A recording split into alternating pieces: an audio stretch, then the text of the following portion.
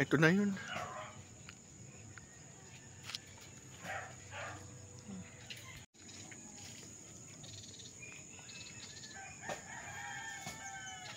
O, diba? Maambon na.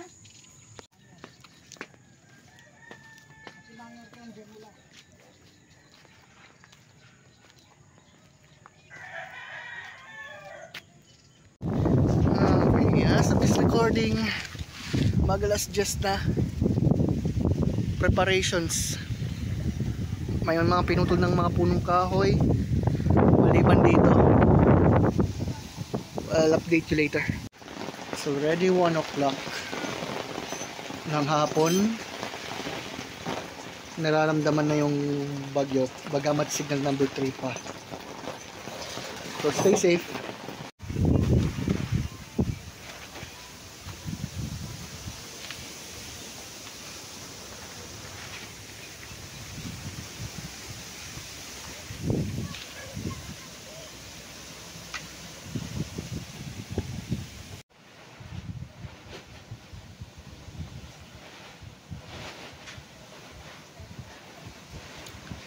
Take note, wala pang hindi pa naglandfall ng bagyo dito sa mainland Luzon. As of this recording, 3:30, ito na, nagpaparamdam na yung bagyo rito. Nako, kaawaan mo kami, Panginoon. Okay, babagyo, mahangin. Ay, Diyos ko.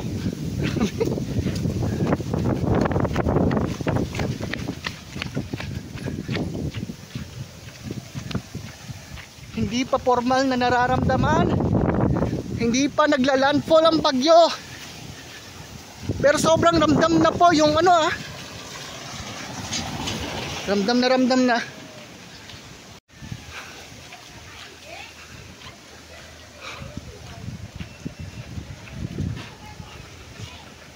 I guess that's different as it seems.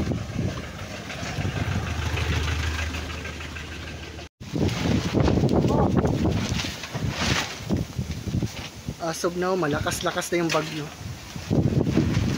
Di man pwirang dadaanan ng bagyo ang Tarlac, pero yung eye wall nito yung mas matindi.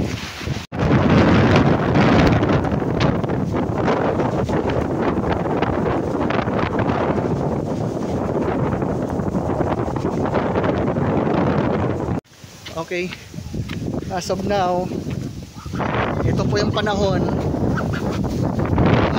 Ramdam ko na yung ulan.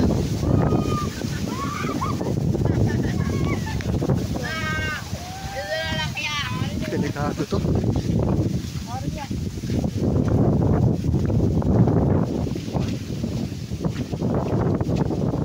Ay, hindi hira.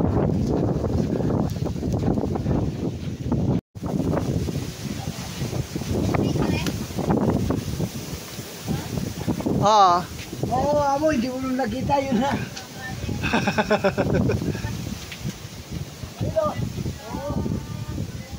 Saan po? Ha? Oo. Ay, oo po yung plano mo.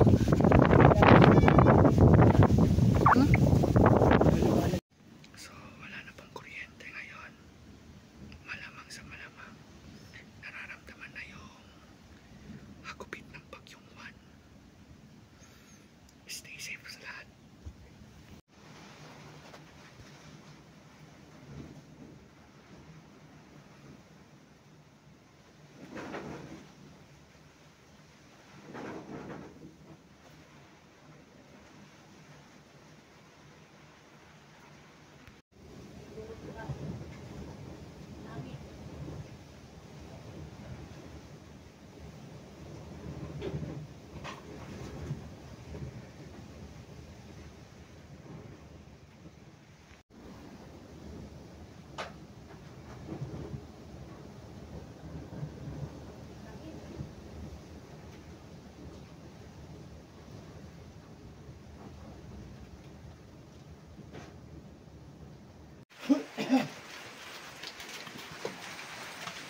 Hala.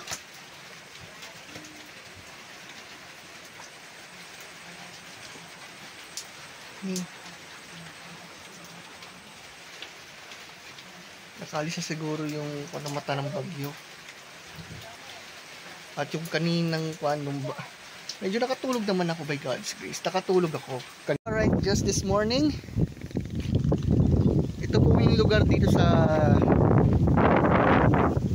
San Jose de Urquijo. Ayan. Umuulan-ulan ngayon lang. And promise, kung mayroon man siguro mga puno tumba, ilan lang.